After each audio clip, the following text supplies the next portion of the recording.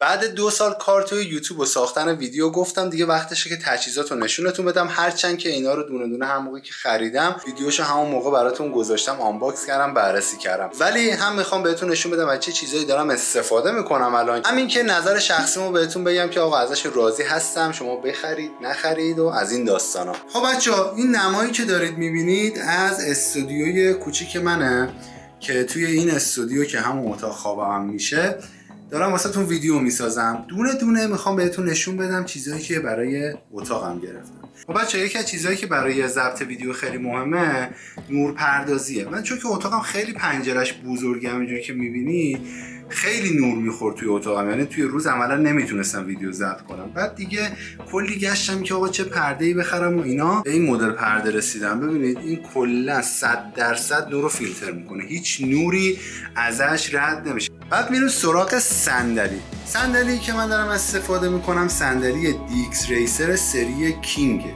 بچه‌ها این صندلی رو من از یه فروشگاه توی بندرعباس خریدم.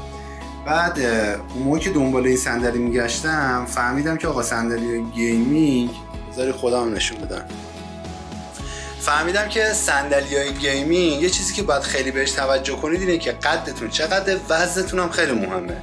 یعنی هر صندلی مناسب شما نیست. من با توجه به قد و وزنم دیدم که سری کینگ دیکس ریسر برام مهمه. اینو اون موقع خریدم حدوداً 12 تومن، یادمه که توی تهران حدوداً 15 تومن بود، ولی الان نمیدونم چقدر شده. و شما میتونید تک تک تجهیزاتی که من میگم و قیمتش رو توی گوگل سرچ کنید و قیمت الانش رو به دست بیاری. قیمتایی که من میگم برای همون موقع است که خریدم. یه چیزی که توی صندلی خیلی مهمه این نشیمنگاهشه. نشیمنگاه نباید بعد از یک مدت طولانی که استفاده کردید فرو رفتگی داشته باشه یا پارچه شل بشه. همینجوری که میبینید با توجه به اینکه من خیلی از این صندلی استفاده کردم هیچ مشکلی برای پارچه‌اش درست نشده.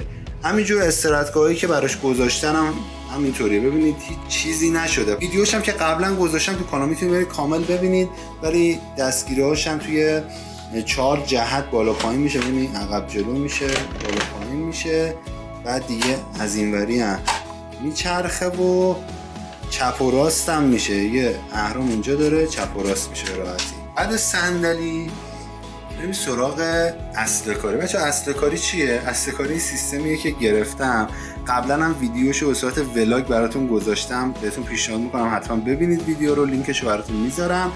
خب من یه توضیح خیلی سریع میدم در رابطه با سیستم. کیسم کیس اوسته که برند ایرانیه. بعد سخت افزاری هم که گذاشتم داخلش یه کارت گرافیک RTX 3060 Ti ایسوس، 2 تا رم 16 گیگ کورسیر گذاشتم. کیس 4 تا فن داره، مدل 6 فنش هم بود. یه دونه کنترل هم داره که البته الان باتریش تموم شده ولی بهتون نشون بدم.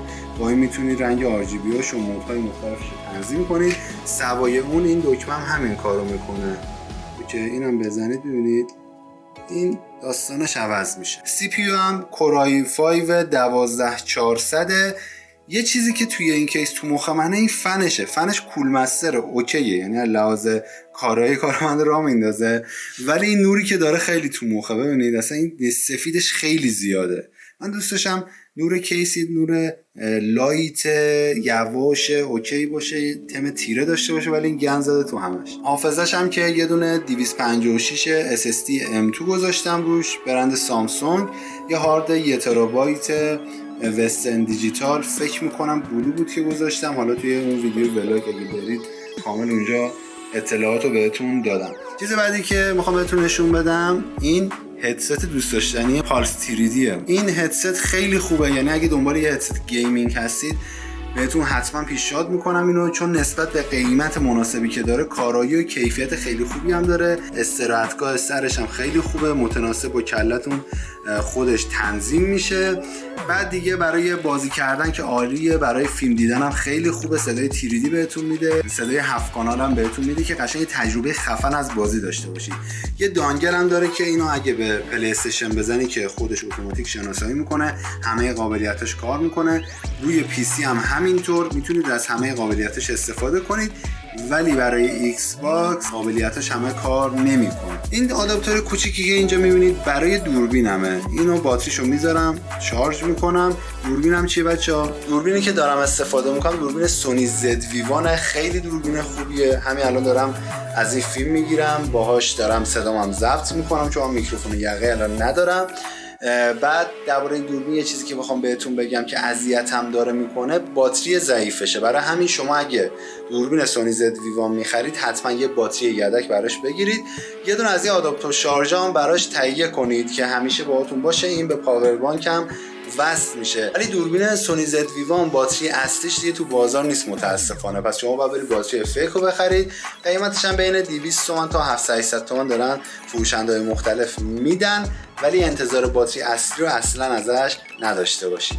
یه دونه نور RGB اینجا دارم بچه‌ها که بک‌گراند رو اینجا برای من روشن میکنه. حالا هر رنگی که دلم بخواد میذارم. بذارید من این نورش یکم کم کنم. بچه مارک این نور DBK، اینو حدوداً اون موقع 1 میلیون فکر کنم 300-400 تومن خریدم، 1,500,000 دقیق یادم نیست. ولی برای یه روم استودیو خیلی کوچیک کافیه. مودهای مختلف نور داره. مثلا این مودشو داره، بعد اینو میتونی عوض کنی سرعتشو، نورشو کم و زیاد کنی. خیلی مود داره. این نور عادیشه، میتونید بالای دوربینتون هم وصلش کنید. از این پیچا داره که به عنوان مثلا اون فلاشی که میخواید استفاده کنید برای فیلم برداری ازش استفاده کنید، برای فیلم برداری عکاسی. دیگه مودهای تک رنگ داره که این رنگش عوض میشه. اینجا میتونید بک‌گراندتون رو راحت عوض کنید. بعد این پرده یه خوبی که داره، ببینید قشنگ میتونه یه بک‌گراند جذاب براتون بسازه. اینم از نوری که استفاده میکنم. اینو بذاریم اینجا. این اکشن فیگورا رو یکی از رفقا به من داده. میتونید پیجش رو توی اینستاگرام فالو کنید، پیج 2x2 اکشن فیگور. من خودم بچه‌ها اصلا دوتا باز نیستم، ولی عاشق این اکشن فیگورا شدم. حتی اسم اینا رو هم نمیدونم. شما اگه میدونید توی کامنت ها بگید، ولی خیلی بامزه و گوگلی ان. شما میتونید اینو از پیج 2x2 اکشن فیگور با قیمت خیلی مناسب تهیه کنید. اینو حتما اسم این کاراکترها رو به من بگید. این تابلو هم که از دیجیکالا سفارش دادم. never ever give up. این از این تابلوهای پنده اندرزیه. یه هارد 4 ترابایت مایبوک دارم اینجا. اینم مجسمه لبرون جیمز کبیره. اینو از همدان گرفتم. خیلی قیافش لبرون جیمز نیست بچه‌ها، ولی استایلش باحاله، دوستش دارم. یه دونه از این رینگ لایت ها دیجیکالا گرفتم که خیلی کارتون رو راه نمیندازه، یعنی نمیتونید به عنوان رینگ لایت اصلی ازش استفاده کنید. بازم بستگی به کارایتون داره. الانم وصل نیستش که من تست کنم براتون، ولی این یارو کنترلش اینجا پشت لبرون رو کنار این پایینه. چند تا دکمه داره، میتونید باهاش نورش رو کم و زیاد کنید و حالتش رو تغییر بدید. این نگه دارنده کابل بچه‌ها خیلی چیز باحالیه. من اینا از دیجیکالا چند تا گرفتم ازش برای سر کار برای خونه. کابلاتون رو راحت نگه میداره، دیگه مشکل نداره که دنبال کابلتون بگردید. میرسیم به مانیتورها. بچه‌ها من 2 تا مانیتور 24 اینچ گذاشتم. یکیش ایسر مدل KG24 1Q 24 اینچ جفتشون.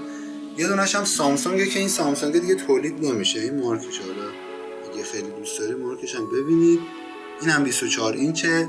این پنلش IPS، این یکی پنلش TN. بچه پنلای IPS برای کسایی که توی کار مثلا طراحی و اینا هستن میخوان رنگا رو خوب ببینن خیلی بهتره.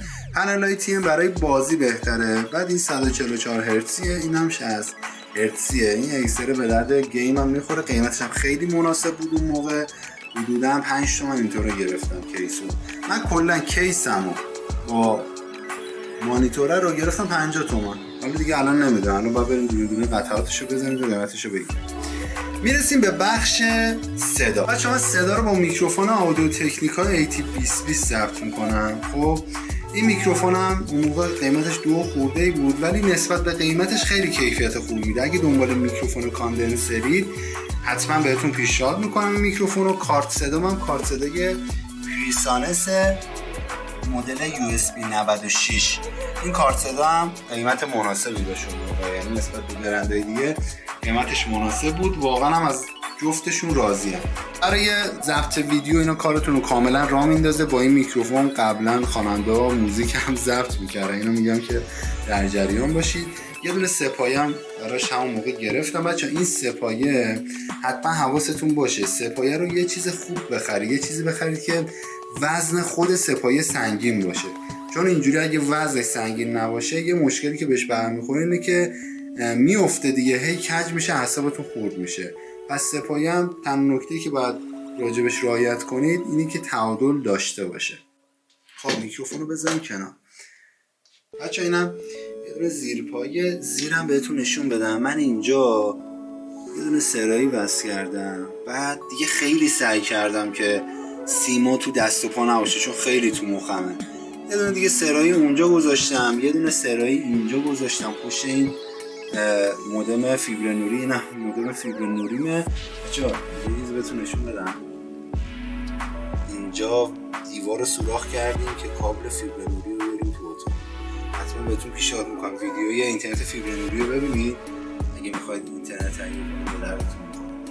اینجا هم که دیگه یه دونه اسپیکر میکرو لب گذاشتم، اون تو هم که اصلا بهتون نشون نمیدم، خیلی شلوغ پلوغه. باندای میکرو لبم اینجاست، اون سابش بود که این پایین بود، خیلی قدیمیه مدلش ولی صدای خوبی داره، هم بیس خیلی خوبی داره، هم کارتون رو میندازه. یه چیز خیلی باحالی که اینجا دارم از این فرچاست. بچه‌ها این فرچا اگه کیبورد مکانیکال دارید خیلی به دردتون میخوره. با این که قشنگ میتونید این آتاشقالایی وسطشو بگیرید. یه دونه گیره داره اینجا، این گیره در میاد. خب بعد اینجوری میکنید توی کیبوردتون، خب و اینو راحت میکشید بیرون. این الان در میاد، قشنگ میتونید توشون اضافت کنید. اوکی، حالا بقیه آپشناش مونده الان بهتون. من فکر میکنم فقط این فرچاست، نه اشتباه فکر میکنم، این در میاد این تو. بعد یه فرچه دیگه اینجا میبینید، این فرچه برای تمیز کردن هندزفریه. با این نوک تیز سرش هم میتونید دور گوشی‌های هندزفریتون رو که جرم جمع میشه تمیز کنید. شاید فکر کنید که همین بود آپشنش، ولی بازم اینم در میاد و با این ابری که داره میتونید داخل کیس هندزفریتون رو تمیز کنید. این موسی که من دارم موس A4 که مدل بلادیه، مارکش هم چی بود دقیقش؟ V7M.